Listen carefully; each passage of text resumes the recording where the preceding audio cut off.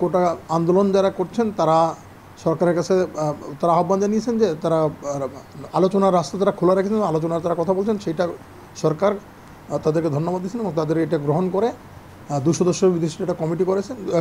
মাননীয় আইনমন্ত্রীর নেতৃত্বে একটা কমিটি করে দিয়েছেন। সেখানে থাকবেন আমাদের শিক্ষামন্ত্রী এবং অন্য মন্ত্রীও থাকতে পারেন। তারা আলোচনা করবেন। তারা যদি আজকে আলোচনা করতে চান আজকেই বসবেন আলোচনায়। আমরা যে সিভিল পিটিশনটা ফাইল করেছি সেটা রোববার দিন সকালেই আমি আদালতের কাছে আবেদন জানাবো এটা দ্রুত শুনানি করার জন্য, এবং আমি আশা করছি আদালত আমাদের আবেদনটা গ্রহণ করবেন। বাংলাদেশ সরকার যেটা 18 সালে করেছিল যে নোটিফিকেশনটা, সেই নোটিফিকেশনটা কিন্তু এখন বলবৎ আছে, কিন্তু ওদেরকে কেউ হয়তো ভুল বোঝাচ্ছে, ওনাকে বলছে যে না এটা অন্তর্বর্তী আদেশ, মূল আদেশ এটা না। সেই কারণেই আমরা চাইছি যে এইটা আগামী রোববার, কারণ আজকে তো আপনারা জানেন না সুপ্রিম কোর্টের হাইকোর্ট আজকে 2 বিভাগই, আপিল বিভাগ এবং হাইকোর্ট বিভাগ দুইটাই বন্ধ ছিল।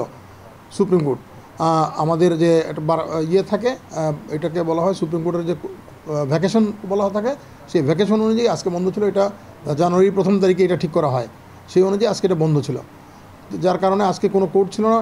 আমরা আশা করি রোববার দিন আমরা আবেদনটা নিয়ে যাব এবং আশা করছি আমরা হয়তো খুব দ্রুত এটা শেষ করতে পারব। যারা প্রকৃত ছাত্র তারা কিন্তু এটা আন্দোলন তারা এইভাবে চাচ্ছে না, তারা শিক্ষাঙ্গনে ফিরে যেতে চায়। সরকারও এটা চায় যে ছাত্ররা লেখাপড়া করুক, তারা যেন দেশের ভবিষ্যৎ, তারা দেশের দায়িত্ব নেবে, তারা সব কিছু করবে।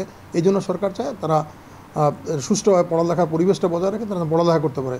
সেই কারণে সরকার তাদের যে আজকে সকালবেলা যে তারা আহ্বান জানিয়েছিল সেটাকে তারা সরকার অত্যন্ত সাদরে গ্রহণ করেছে। আদালত তো বলছেন তারা আসলে তারা নিজেরা কথা বলতে পারবে, তারা আইনজীবীর মাধ্যমে কথা বলতে পারবে।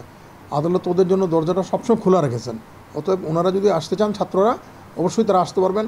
তা এবং আমি আহ্বান করবো তারা আসুক, ওনারা আসুক। এবং আমরাও কি বলি ওনারা দেখুক, আমরা তো যেটা বলছি যে কোটাটা যেটা সরকারের নীতিগত সিদ্ধান্ত, এই বিষয়ে আদালতের যে আইনগতভাবে হস্তক্ষেপ করার অধিকারটা খুবই কম, কারণ এটা বিচার্য বিষয় হয় না। এটাকে বলে ইট ইজ নট জাস্টিসিয়েবল। এটাকে আমরা আইনের ভাষা বলি নট জাস্টিসিয়েবল, অর্থাৎ বিচার্য না এটা আদালতের কাছে।